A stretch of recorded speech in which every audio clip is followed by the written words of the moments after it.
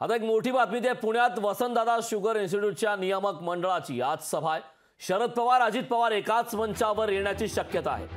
नियामक मंडळात अजित पवार सदस्य आहेत, तर काका पुतण्याचा संवाद होणार का याकडे सर्वांचं लक्ष लागलंय। कारण याआधी झालेल्या बारामतीतील नमो महारोजगार मेळाव्यात दोन्ही पवार एकत्र येऊनही दोघांमध्ये संवाद झाला नव्हता। त्यामुळे पुन्हा एकदा आता शरद पवार आणि अजित पवार एकाच मंचावर येणार आहेत। या मंचावरती त्या दोघांमध्ये काही संवाद होतो का हे पाहणं महत्त्वाचं आहे। याबाबतचे ताजी अपडेट देण्यासाठी माझा सहकारी चंद्रशेखर भांगे पुन्हा आपल्यासोबत जोडलेला आहे। चंद्रशेखर, पुण्यात वसंतदादा शुगर इन्स्टिट्यूटच्या नियामक मंडळाची आज सभा आहे। बंडानंतर खरं तर खूप नाट्यमय घडामोडी पाहायला मिळेल। पुन्हा एकदा शरद पवार अजित पवार एकाच मंचावर येण्याची शक्यता आहे। काय सांगशील सविस्तर?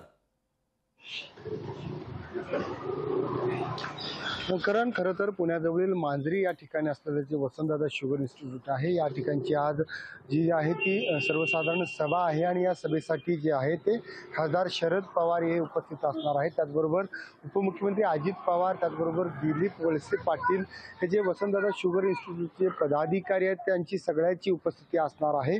आपण पाहिलं की गेल्या अनेक दिवसापासून राष्ट्रवादी काँग्रेस पक्षाचे जे 2 गट पडलेले आहेत, त्या 2 गटाच्या नंतर जे आहे ते वेगवेगळ्या ठिकाणच्या कार्यक्रमामध्ये अजित पवार आणि शरद पवार हे समोरासमोर येण्याचं टाळलं होतं। परंतु पुण्यातील ही जी वसंतदादा शुगर इन्स्टिट्यूट आहे या ठिकाणी मात्र हे दोन्ही नेते एकत्र येणार का हे पाहणं महत्त्वाचं असणार आहे। कारण आपण पाहिलं की गेल्या अनेक दिवसापासून जे आहेत ते अजित पवार आणि शरद पवार यांच्यामध्ये जो वाद आहे तो वाद आपल्याला अनेक वेळा पाहायला मिळालेला आहे। परंतु या वसंतदादा शुगर इन्स्टिट्यूटमधील जे सर्वसाधारण सभा असती, या सभेचे हे दोन्ही नेते पदाधिकारी आहेत आणि याच ठिकाणाहून साखरेवरती वेगवेगळे जे संशोधन आहे ते याच ठिकाणी केलं जातं आणि ही जी सर्वसाधारण सभा आहे ही अत्यंत महत्त्वाची सर्वसाधारण सभा समजली जाते आणि या सभेसाठी हे दोघे एकत्र येतील का हे आता पाहणं महत्त्वाचं असणार आहे। करण, नक्की चंद्रशेखर, हे पाहणं इंटरेस्टिंग असणार आहे की नेमकं त्या दोघांमध्ये दोन्ही नेत्यांमध्ये संवाद होतो का, त्यांची देहबोली काय असते, यावरून देखील बऱ्याच गोष्टींचा तर्क लावला जाऊ शकतो। खूप खूप धन्यवाद चंद्रशेखर या सविस्तर अशा माहितीबद्दल।